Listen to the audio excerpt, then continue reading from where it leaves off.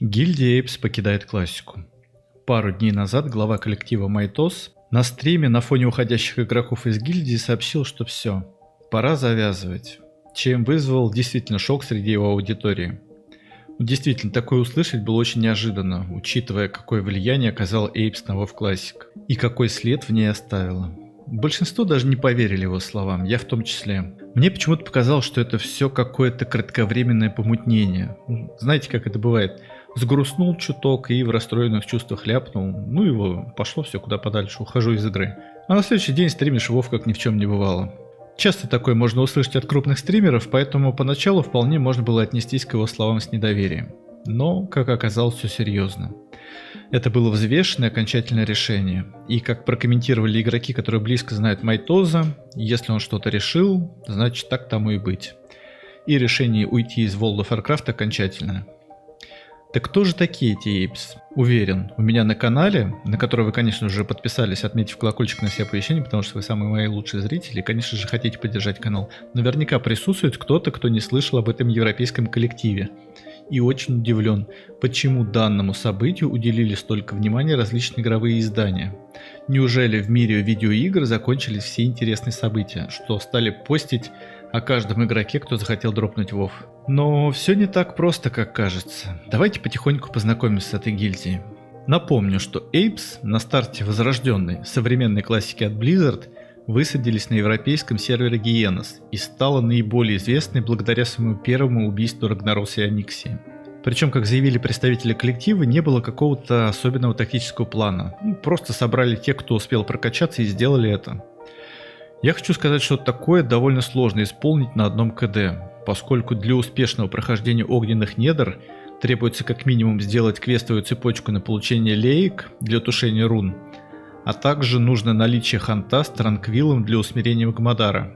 И все это при относительно слабых и неодетых танках. Но им это удалось, чем и был вызван огромный восторг и уважение среди любителей классического World of Warcraft. Особо несведущие, конечно, тут же побежали строчить на форумы темы о занерфленном контенте, о том, что как это так, сильнейший босс контента убит спустя 7 дней после старта ванилы. Но мало кому было известно, кто такие эти ребята на самом деле. Почему они были способны сделать этот филскилл в отличие от других. Ну и что из себя в целом представляет гильдия Эйпс. Собрались они еще задолго до открытия офф-серверов от Blizzard на приватном проекте Nostalrius, и уже там взыскали большую популярность. В состав Эйпс входили не просто хардкор игроки, это были настоящие звезды, лучшие из лучших, мастера своих классов. И когда стало известно, что эти ребята идут на официальные сервера классики, никто не сомневался в том, что и там они себя покажут в лучшем виде.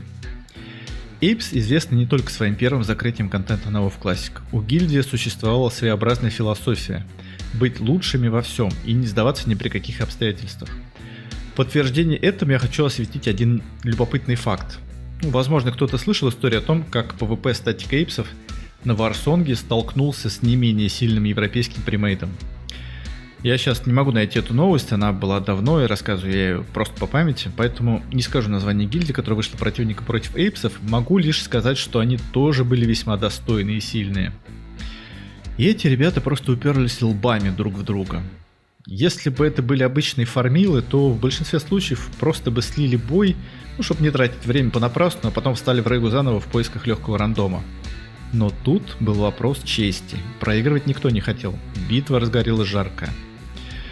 А как вы знаете, залог успешного PvP на ваниле — это невероятно большое количество химии и расходки. Гранаты, саперы, зелья свободы действия. Без всего этого просто нереально эффективно противостоять слаженному PvP рейду. И естественно, у обоих команд все это было и активно использовалось. Составы были опытные, уступать никто не собирался. И соответственно сражение затянулось на часы, на долгие-долгие часы.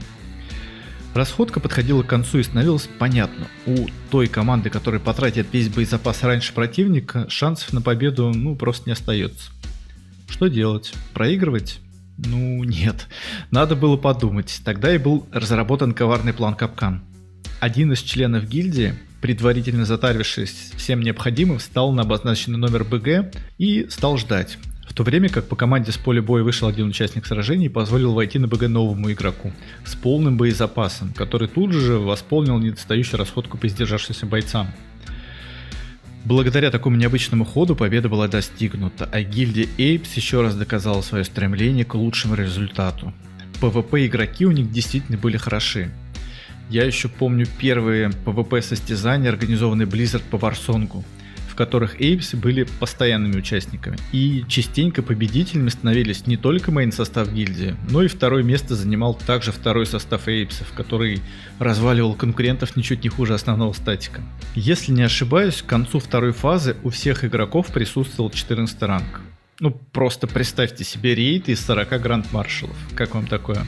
Ну, может, я слегка преувеличиваю, но глядя сейчас на их старые спидраны второй фазы, хорошо видно, что все воины, роги с R14 мечами, которые на тот момент были жутко имбалансными. Ну, поскольку Blizzard на тот момент не побеспокоились о прогрессии шмота, сделав PvP экипировку гораздо высокого айтем левела, который требовался для первой и второй фазы. Ну, естественно, чтобы участвовать в гонке прогресса, для мили ДД были просто необходимы эти PvP пушки. Кроме выдающихся PvE и PvP результатов, Apes любили также повеселиться, чем вызывали восторг своих фанатов. Ну, это прослеживалось во всем. Видно, что ребята пришли на ванилу не с суровым фейсом хардкор игроков, а по большей части фаниться. Ну, даже расу выбрали соответствующую. И это не Human.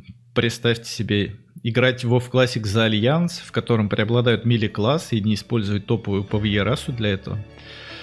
Да, на старте все игроки выбрали гномочек с симпатичными косичками. Ну, за исключением классов, в котором этот выбор был недоступен, там престы, ханты, друиды.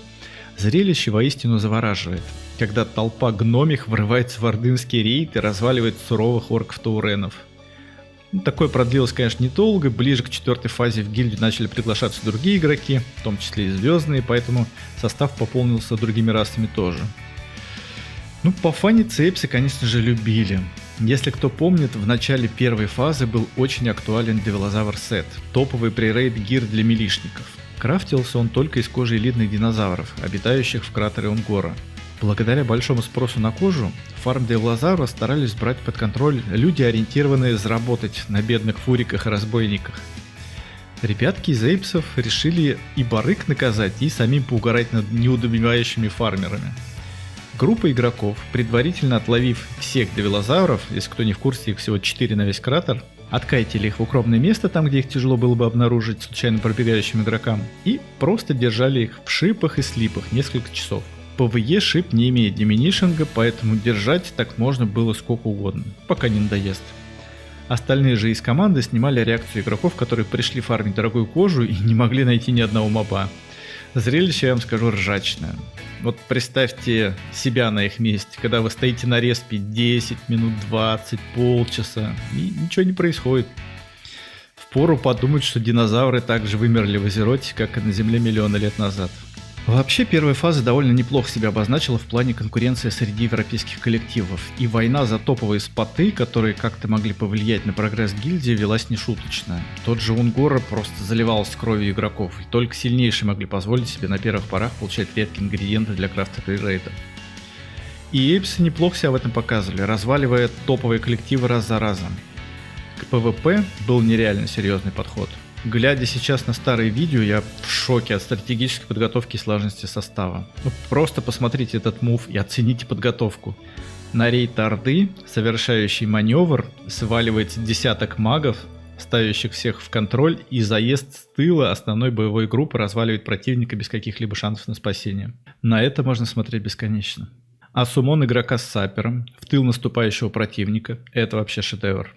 Вы просто представьте себе исполнение. Предугадать направление вражеского рейда, поставить локовские суммоны игроков на текущую точку, отступить, выманив противника на подготовленный спот, по команде прожать суммон и, оказавшись в тылу, сдать саперов, хилов и кастеров.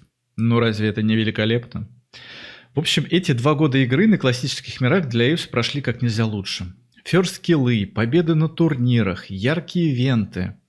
Гильдия показала себя в наилучшем виде, и все благодаря игрокам, которые относились к своим задачам максимально ответственно. И, конечно же, благодаря отличному руководству бессменного лидера коллектива Майтоза, на котором, собственно, все и держалось. И вот сегодня мы наблюдаем, как он комментирует текущее отношение Blizzard к игрокам, нежелание компании бороться с ботами и РМТ, и на фоне этого наблюдает уход игроков из игры. В такой ситуации ничего не остается, как объявить о конце существования Эйпс. поскольку нет перспектив для гильдии, из которых ливают сильные кадры, замены которым просто нет. Майтос прокомментировал, что нынешнее состояние игры не по нраву игрокам-ветеранам. Я продолжаю играть из чувства долга, чувства дружбы. Я играю в эту игру уже 15 лет, но хватит. Мне кажется, что классик начал затухать уже после выхода БВЛ. В том смысле, что он перестал быть классикой, а превратился в денежную фабрику для бустеров. Больше нет настоящего PvP. WoW как будто лишился своей магии. Понять его можно. Однажды почувствовав себя лучшим из лучших, тяжело возвращаться просто к средней игре. Если не быть первым, то какой смысл вообще играть? Возможно, когда-нибудь и будет возрождение эйпсов, но шансов на это немного. Такое вероятно только при значительных изменениях отношения Blizzard к игрокам и подходу к созданию видеоигр. Да и то не факт. Возможно, причина не только в Blizzard, возможно, сами игроки перегорели. Поддерживать такой темп игры на протяжении столько времени, это, я вам скажу, довольно непросто. Сейчас Майтос активно уделяет внимание новой ММО от Amazon New World, в которой, возможно, и переберется часть основного состава бывших эйпс. Но пока это не подтвержденная инфа. Зато есть инфа о том, что, возможно, Эйпс продолжит свое существование и сформирует другой состав. Но их дни как полноценной гильдии сочтены. Как прокомментировал один из представителей гильдии Эйпс pre-Foxed Fox, гильдия перестанет существовать. Может, останется всего один состав, поскольку в гильдии еще есть люди, которым все равно хочется играть вместе. Но, вероятно, уже под другим названием. Про один состав он сказал, имея в виду, что в нынешнем состоянии у Эйпсов было 3 активных статика, из которых останется только один. Вот так, ребятки. Спасибо, что досмотрели это видео до конца и поддержали его лайком и комментарием, а также подписались на канал, на котором вы всегда узнаете наиболее знаковых событиях из мира World of Warcraft. Ваша поддержка очень важна для канала. Алгоритмы YouTube в последнее время ужасно реагируют на новые видосы, поэтому на кого мне надеяться, если не на вас, мои самые лучшие, самые любимые зрители. Берегите себя и не болейте.